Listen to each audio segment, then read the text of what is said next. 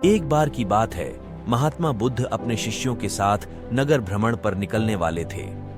पर इस बार बुद्ध जी ने कहा कि केवल कुछ शिष्य ही हमारे साथ इस यात्रा पर जा पाएंगे। इसके लिए हम कल बताएंगे कि क्या करना होगा। फिर सभी शिष्य अगली सुबह होने का इंतजार करने लगे। फिर सुबह होते ही सभी शिष्य महात्मा जी के समक्ष जा पहुंचे। तभी महात्मा जी ने कहा कि हम 3 महीने बाद यात्रा पर निकलेंगे। तभी एक शिष्य ने पूछा कि गुरुजी, आपके साथ यात्रा पर कौन जाएगा? इसके बारे में आपने बताया ही नहीं। तभी महात्मा जी बोले कि केवल एक ही शिष्य हमारे साथ इस यात्रा पर जाएगा। तो सभी शिष्य हैरानी से महात्मा जी के ओर देखने लगे, केवल एक ही शिष्य। तब महात्मा जी ने कहा कि हाँ, और इसका चुनाव हम एक परीक्षा द्वारा करेंगे। जो इस परीक्षा में उत्तीर्ण होगा वही हमारे साथ यात्रा पर जा पाएगा। तभी सभी शिष्यों को गुरुजी ने एक एक गमला दे दिया और बोले कि जिस भी शिष्य का पौधा सबसे बड़ा होगा वही हमारे साथ इस यात्रा पर जाएगा।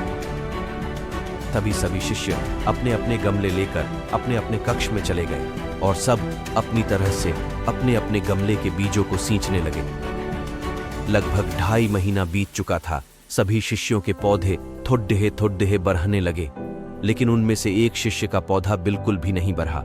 लेकिन फिर भी वह निराश नहीं हुआ और हर रोज की ही भांति अपने गमले के बीज को सींचता रहा, लेकिन कोई भी फर्क नहीं पड़ा। फिर परीक्षा का दिन आ गया। सभी शिष्य अपने अपने गमले लेकर महात्मा जी के समक्ष प्रस्तुत हुए। फिर थोड़ी देर बाद वह शिष्य भी वहां प्रस्तुत हुआ जिसके गमले में लगा बीज बिल्कुल भी नहीं बढ़ा। उस शिष्य को देखकर सभी शिष्य आपस में ही हंसने लगे।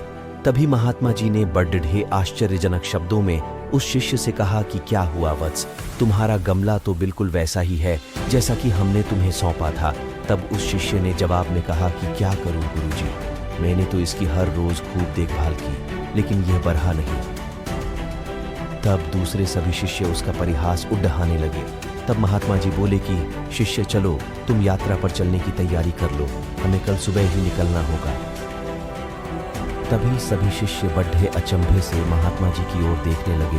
तब महात्मा जी ने कहा कि हाँ, हमने जो पौधे तुम सबको दिए थे वह सभी बंजर थे, तो उसमें पौधा कहाँ से उगता?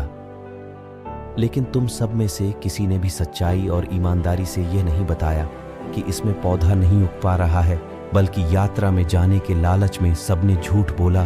तब केवल इसी शिष्य ने ईमानदारी और सच्चाई का साथ दिया और यह कहने का साहस किया कि इस गमले से पौधा नहीं उग पा रहा है। कभी भी हमें ईमानदारी और सच्चाई के पथ से नहीं डगमगाना चाहिए।